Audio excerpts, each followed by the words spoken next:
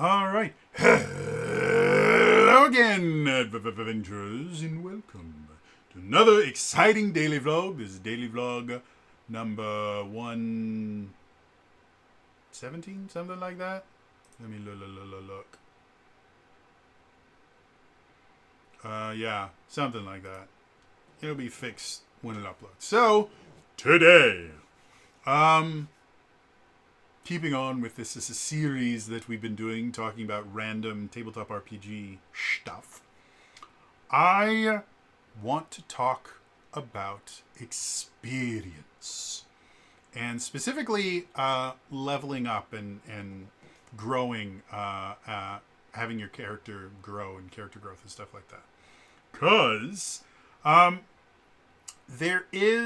it's not a super common conversation to have, but it does show up relatively regularly.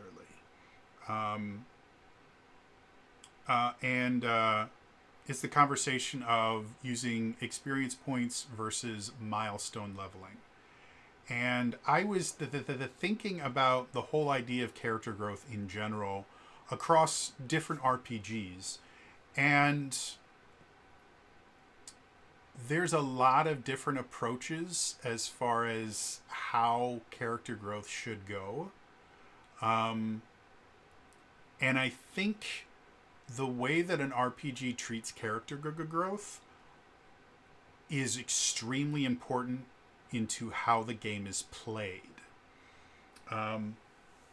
For example, if we talk about Dungeons and Dragons, again, I'm almost always going to bring up Dungeons and Dragons because, again, it was technically my second RPG, my second tabletop RPG, but it is the one that I have the most experience with.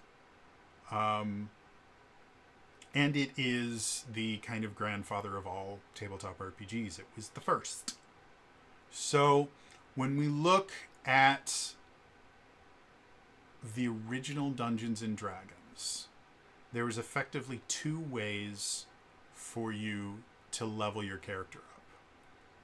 You kill things, you spend gold. Like, that was it.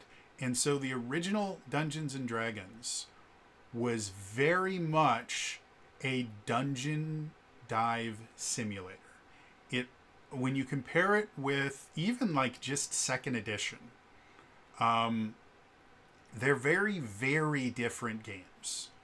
And they should be, I mean, it was the first game of its kind, and it was based on, tabletop miniature war games, which didn't really have a, through plot or anything, aside from maybe you were doing an entire war campaign instead of just single battles. But that was really it. But your individual units didn't really matter. It was the war effort and stuff like that. So,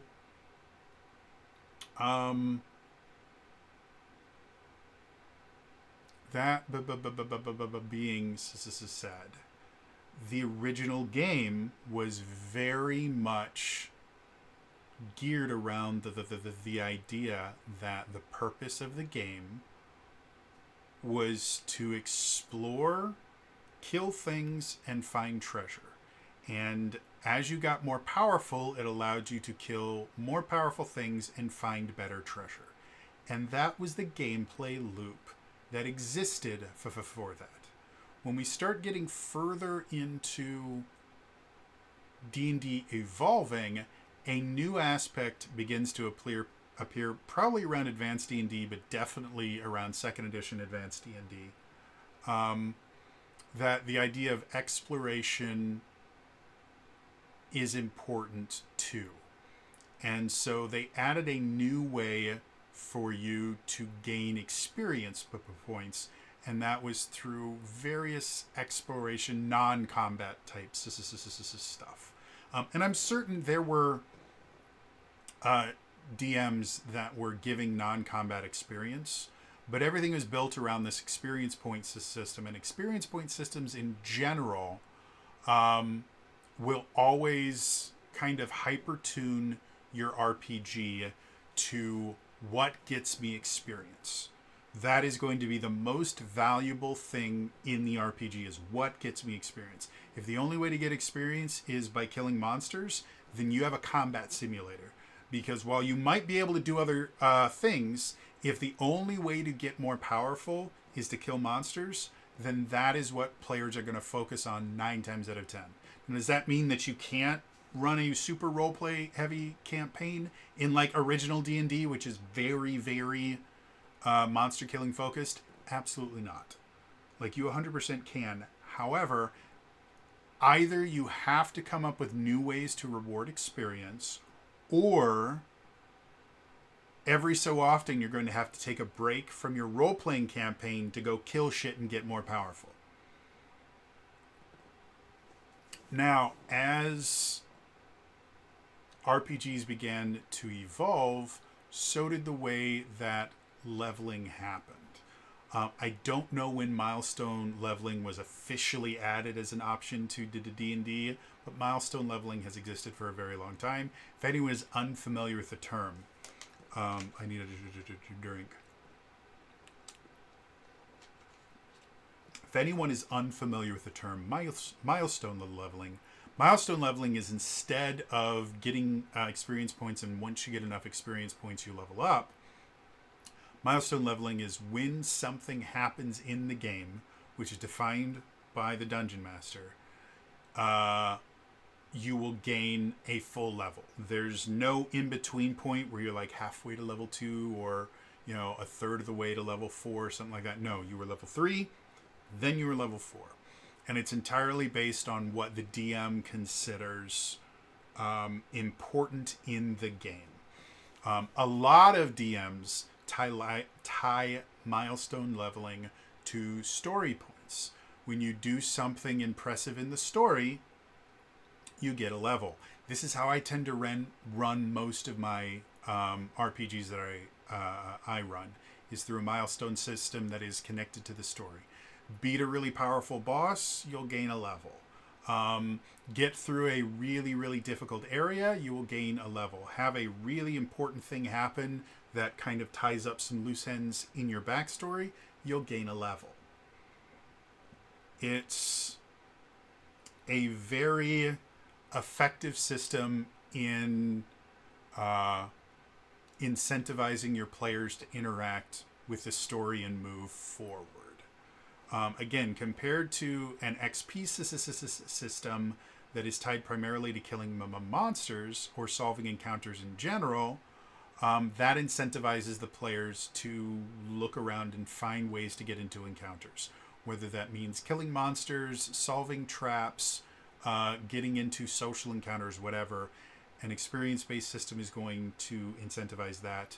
Milestones specifically linked to story points is going to highly incentivize your players to interact with the story and keep their story moving forward. Because they could kill 1 million skeletons and never gain a single level because it's not moving the story forward at all.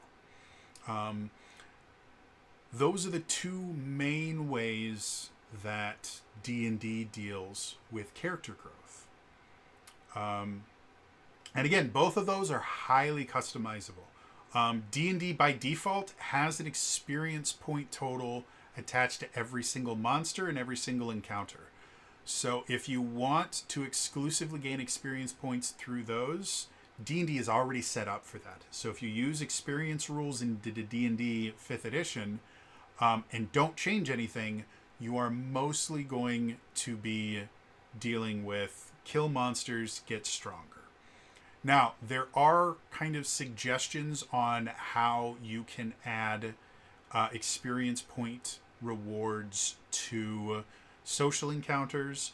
There are ways that you can put experience points rewards to exploration and traps and things like that. But the experience point system in and of itself is heavily weighted towards combat. Now, something interesting that has been happening over the last few years of D&D is, I think maybe even starting with Curse of Strahd,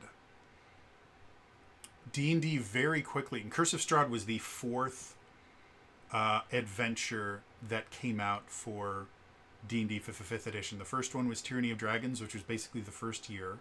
The second one was the Elemental Evil storyline, which was Princes of the Apocalypse, which again lasted for about a year. The third one was the Underdark and Demons, that I can't remember what it was called anymore. And that lasted a year. The fourth one was Curse of Strahd. And Curse of Strahd, the adventure itself started at 3rd level. And if you wanted to have characters that started at 1st level, they had an introductory adventure called Death House. First of all, if you've never had a chance to play Death House, it's in the Curse of Strahd book. It used to be available for free. I don't know if it's available for free anymore. But it's definitely in the Curse of Strahd book. If you've never had a chance to play the Death House intro adventure, it is probably one of the greatest introductory adventures that has ever been written. Curse of Strahd in and of itself is a great pre-written adventure. I wouldn't say it's the greatest 5th edition adventure, but it's one of the best. But Death House, as far as introductory adventures go, is just insanely brilliant. It is so incredible and it's so much fun. And the whole premise of Death House is there is this house that you get these rumors that something weird is going on, but the house itself has been abandoned for a long time. And so what you do is your players go into the house and they have to solve the mystery of what the hell happened in this house. And there's tons of little secret passages, and there's ghosts, and something extremely bad happened to the house that I won't reveal. But you have to basically explore this, I think it's like 3-story house, and each room has its own set of clues and mysteries involved in it. And you wander around the house trying to figure out what's going on. And the way that Death House was made was as soon as you got to a certain point in the story, you would level up instantly. And it says that right in the thing. As soon as the players do this, they advance to level 2. It was one of, if not the first, time where an official D&D 5th edition module focused on milestone leveling instead of experience points. And the adventures were already meant to be done at certain levels. Like Tyranny of Dragons, they knew what level you were going to be in every place for the most part, but they did it with experience points as opposed to milestones. They would go, give them this many experience points for this. These encounters are worth this many experience points, and there's ways. The issue with Tyranny of Dragons and then Hoard of the Dragon Queen was, depending on how you solved certain things, you could very quickly get into an experience point deficit where the adventure would expect you to be a level or two higher than you actually were because you were just playing smart. And so a lot of times you had to put in random encounters and other things like that to keep the player levels where they were meant to be, or else things got very, very difficult very quickly. So starting with Death House, again, it might have started with Princes of the Apocalypse. Was that what it was? I think that's what it was. I don't know. The demon one, that was all based in the Underdark. They had an introductory adventure as well, and I can't remember if they used milestones in that or anything else. But I like Death House, so we're going to talk about that. Going forward, D&D 5th edition moved pretty quickly away from experience points-based leveling, and all the official modules, all the hardcover adventures, were basically built around the idea of milestone leveling instead of experience points. The Adventures League still used experience points for a few more years, and now they use kind of a bastardized version of milestones where you get, I can't even remember what they're called anymore, but you don't get experience points, you get experience tokens or something, and effectively a 4-hour session, one 4-hour session is enough to get you one level from level 1 to 4, and then from level 5 all the way up through 20 it's 2 4-hour adventures equals 1 level. And that's how it works. So it's effectively a milestone leveling system because each 4-hour adventure is a single written adventure for the most part. They do have quite a few 2-hour adventures, but that's what it was meant to be. So D&D in and of itself has moved pretty far away from experience points based system that it was originally, and it's focused heavily on milestone leveling and all of its official stuff. And again, a lot of that has to do with the fact that people don't play D&D the same way that they used to. I bring this up every so often, but it's one of my favorite stories in the world to explain how D&D 5th edition players are very, very different from earlier editions, specifically 3rd edition. Chris Perkins is doing an interview. If you don't know who Chris Perkins is, I don't know what to say. He works for Dungeons & Dragons. He's the DM to the stars. He's incredible. Look him up. He's brilliant. I think he helped write Curse of Strahd. Chris Perkins, he's also a really nice dude. I've met him a couple of times. He's really, really great. Chris Perkins is doing an interview, and he was talking about kind of the differences between 5th edition and 3rd edition, because at this point we didn't talk about 4th edition. And he said one of the most interesting things is the dialogue around D&D. In 3rd edition, when people would talk about D&D, specifically on internet forums, which was really, really popular. Internet forums was basically pre-Reddit. And you would have message boards and forums. And so on message boards, if you were talking about your character, this is basically how it would go. Well, I'm a Warlock 4, Fighter 3, Eldritch Knight 7, with these particular feats, with Cleave and Greater Cleave, and I use a Broadsword +3 of Dragon Slaying and stuff like that. And that's how you talked about D&D, is you would basically just give your character stats. Fast forward to 5th edition, and this was early 5th edition, this was within the first couple of years of 5th edition.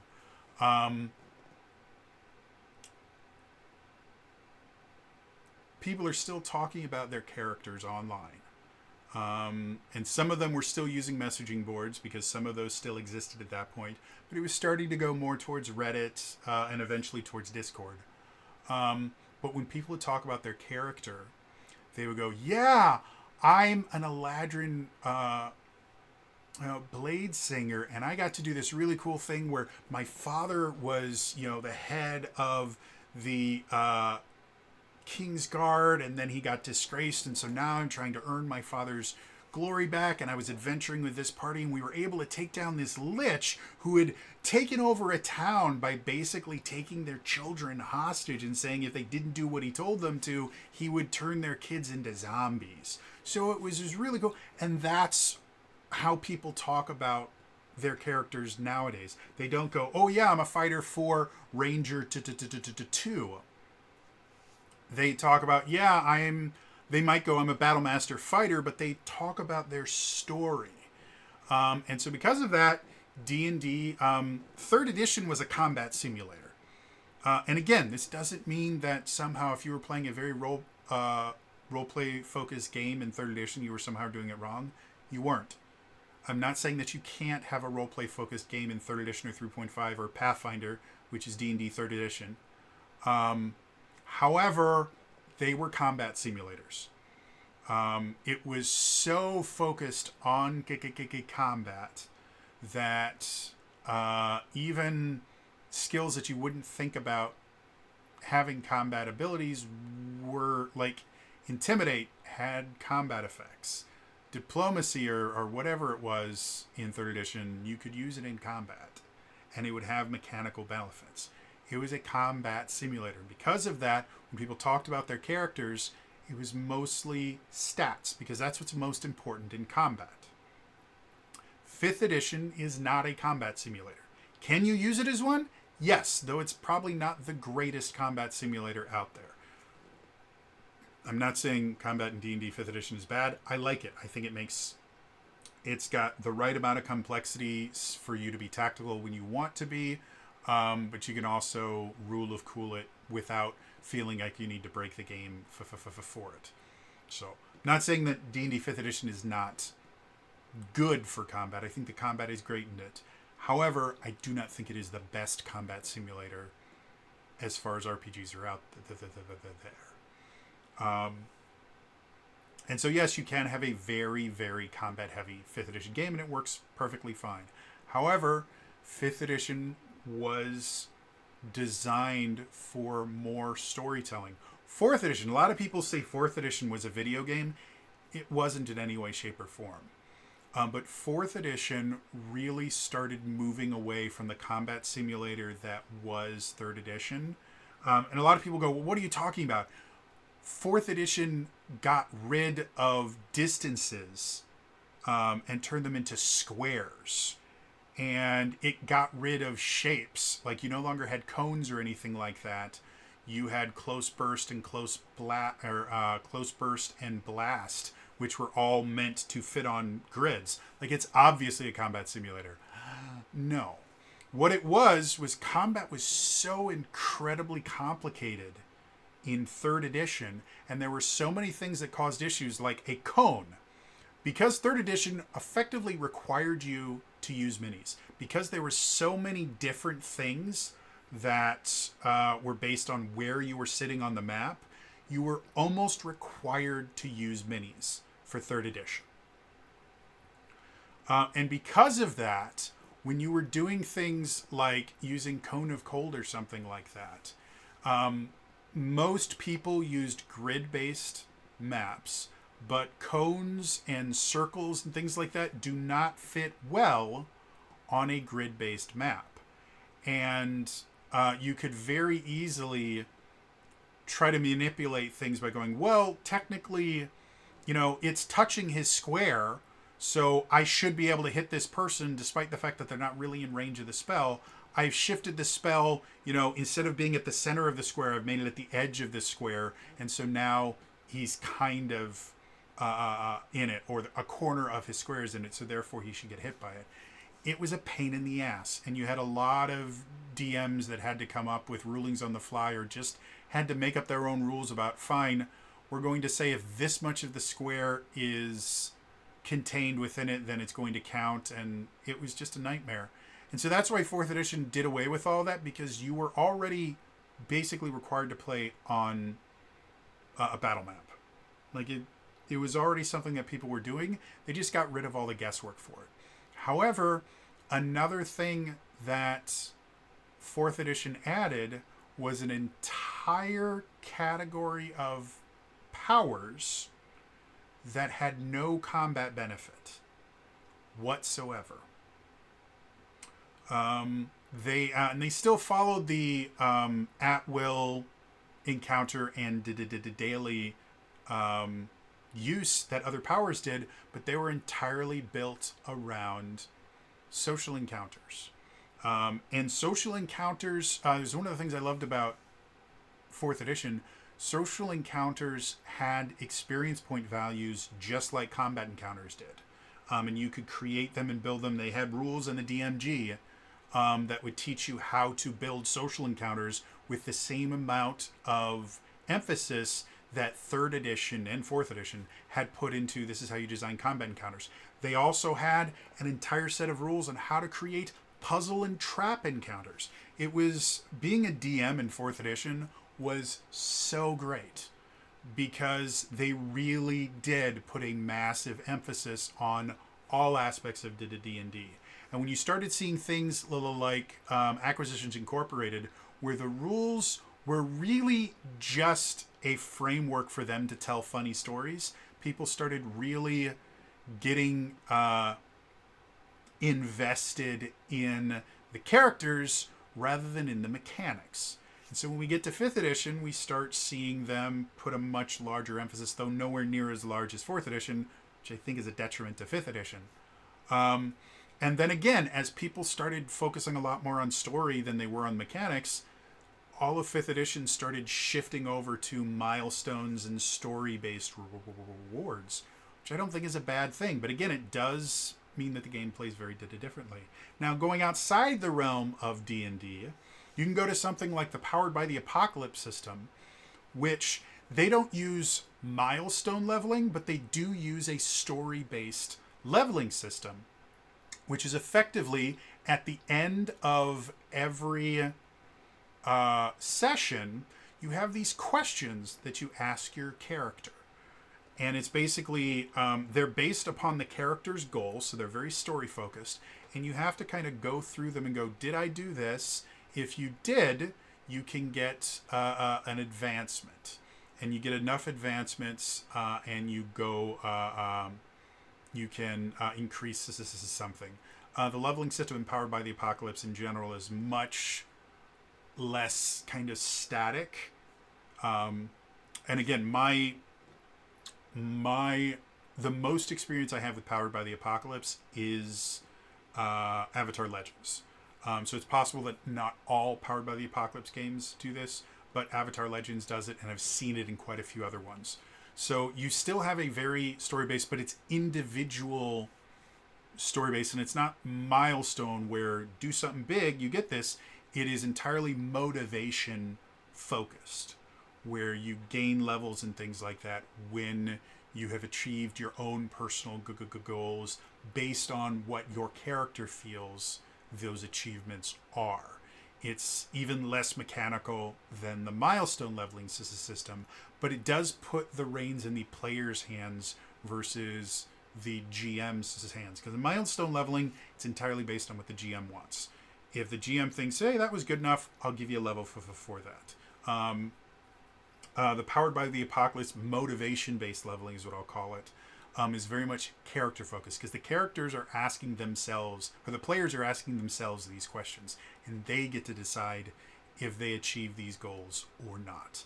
However, like everything else, it does heavily incentivize a certain playstyle, which for this one is interacting with your character's backstory. And again, depending on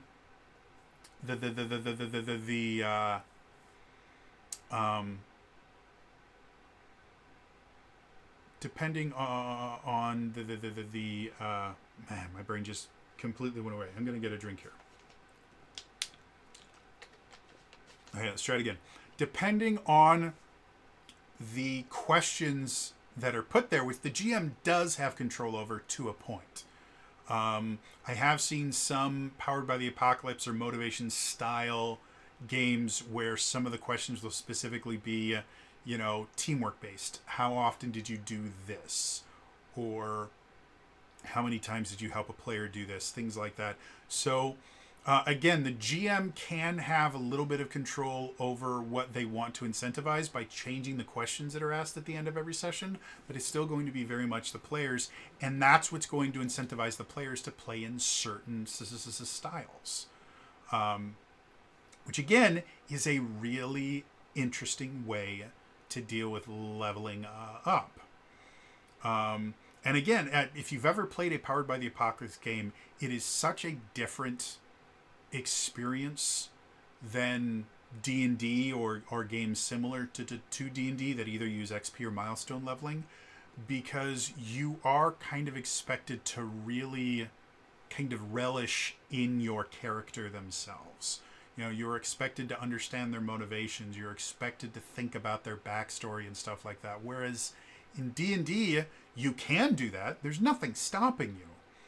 But you also can completely ignore your character motivations, completely ignore their backstory, and just treat your character as a bunch of stats and still have a hell of a lot of fun in D&D.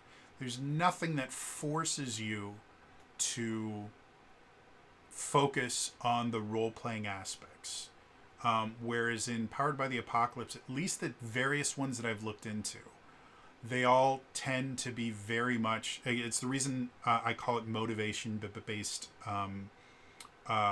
character growth, is because it's all based on the character's personal motivations, the character's personal goals. You're required to really get into the head of your character, which again, it's not a bad thing. I think everyone should play a Powered by the Apocalypse Giga game at least once, for a few sessions, because it's a great way to familiarize yourself with how to kind of live in the mindset of your Giga character, because you literally can't play the game without doing that. So, yeah. And then finally, to go to another system that I find unique, if we go to the Cypher system, the Cypher system uses an XP system, but you don't get XP for killing monsters. If we go to the original iteration of the Cypher system, the first version of the Cypher system was a game called Numenera. Numenera still exists today, though I don't think they've released any source books in a long time, because Monty Cook, the people that make the Cypher system, have been focusing on the Cypher system in and of itself, as opposed to expanding Numenera. But Numenera, the entire premise of the game is you are living in, I think it's called the Ninth World. And the reason it's called that is because there's been 8 other iterations of civilization that have grown, peaked, and then fell into disarray and gone over, and then a new civilization has appeared, grown. It's happened 8 different times before your characters go. And so much of the game is built around the idea of there are ruins of ancient civilizations that are significantly more technological advanced than yours everywhere. And the economy of the Ninth World is built around finding these relics called ciphers and either using them to get more power, trading them.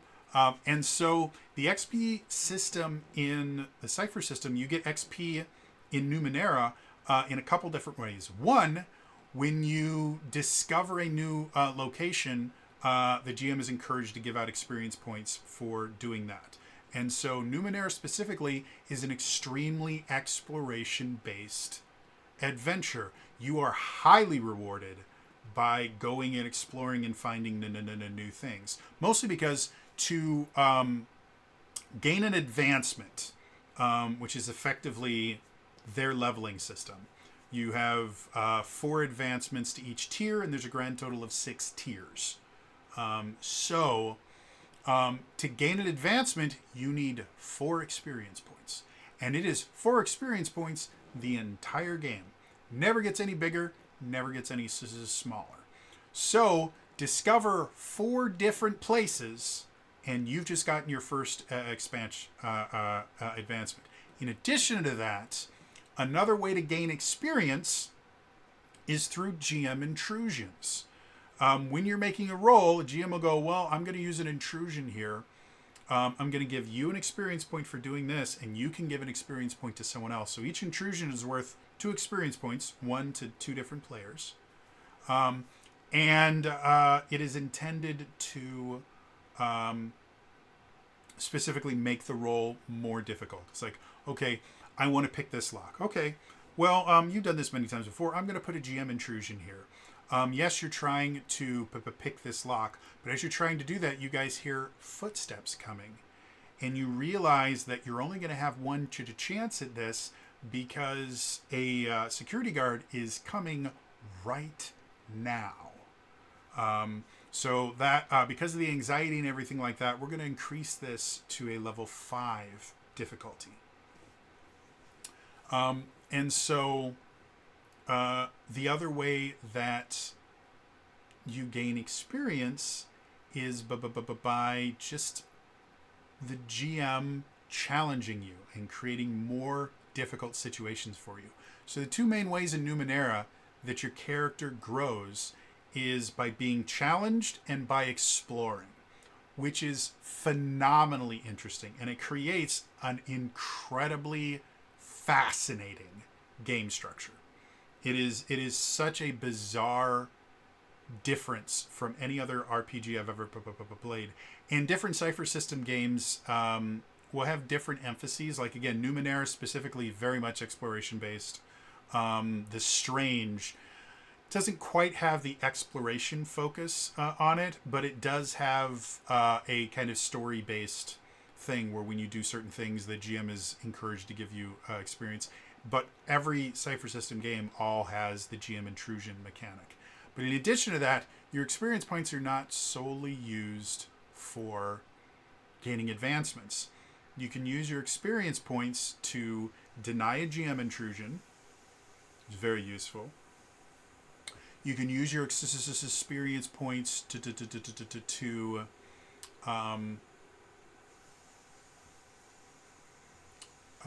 you can use your experience points to give you temporary bonuses. Effectively, you burn experience points and you go, oh, look, I just happened to have some C4 on me so that we can use it to blow up this door.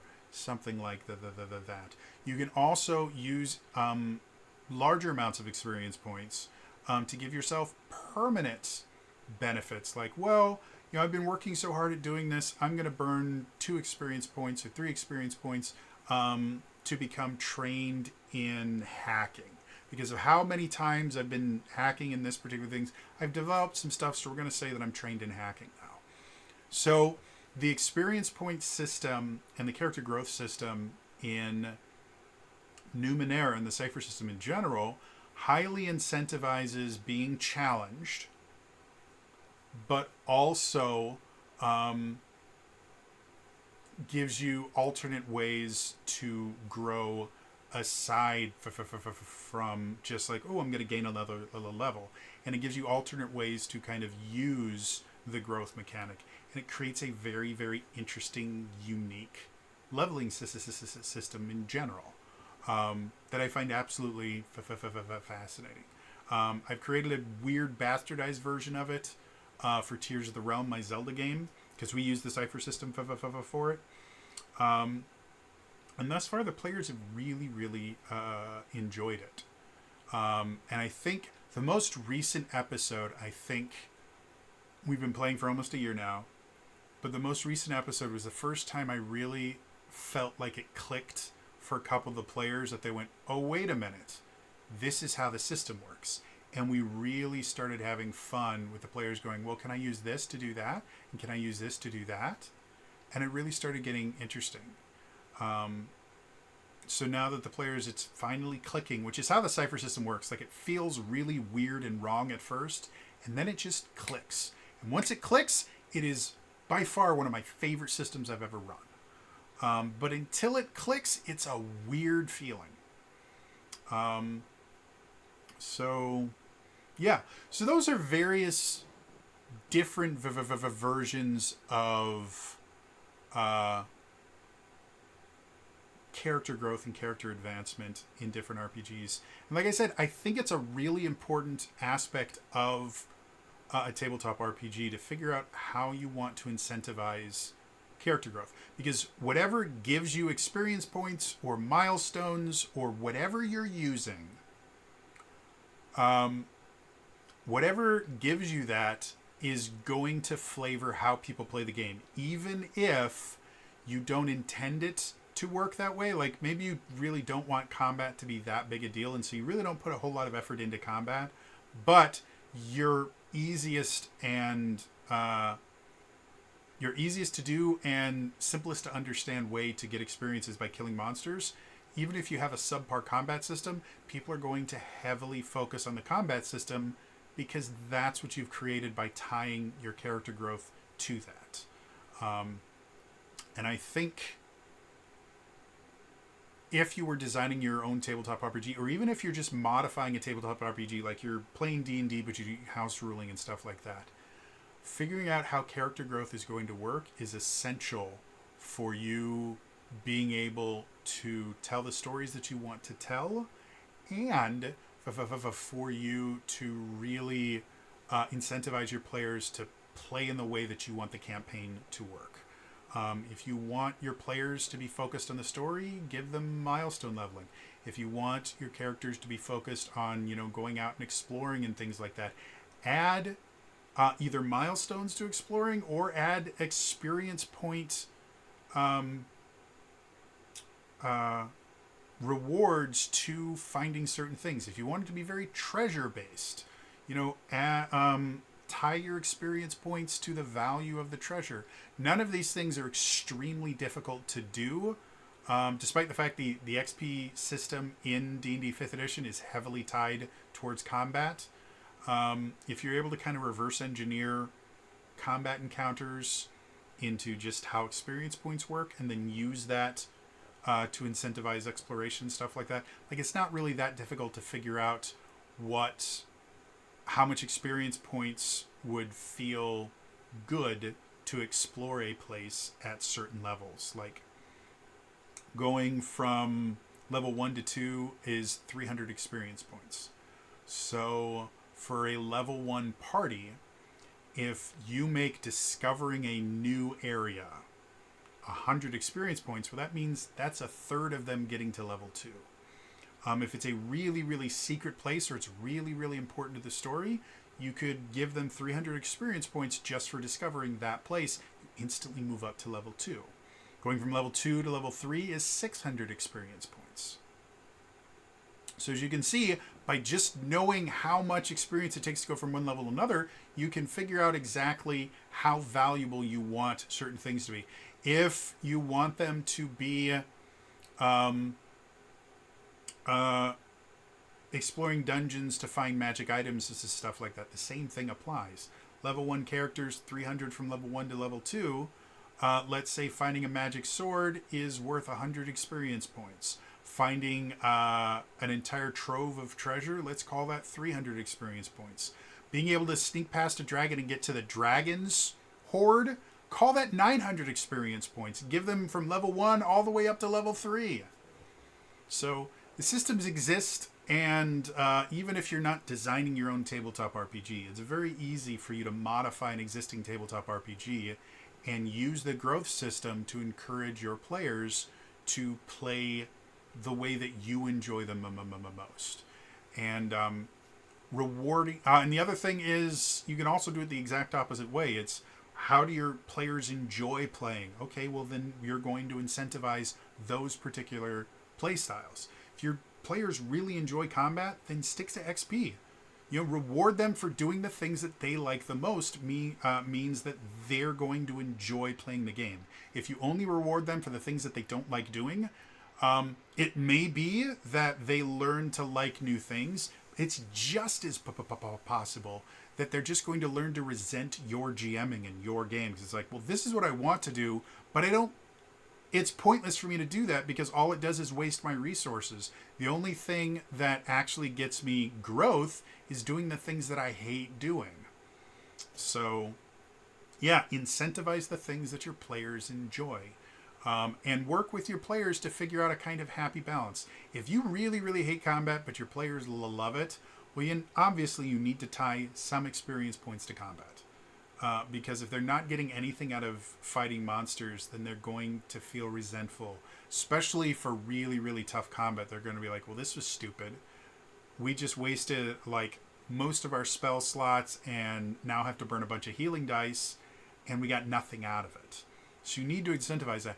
But you also can incentivize multiple things. Yes, combat can be incentivized, but you can also incentivize exploring or finding magic items or story points. Even if you're not using milestone leveling, you can say, and this is what was done in some earlier 5th edition modules, they would go, by completing this, you gain this many experience.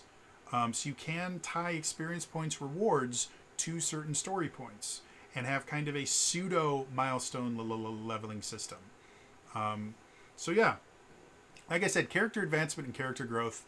I think a lot of people when they look at an RPG, and I'll say that this happened to me for a very long time as well.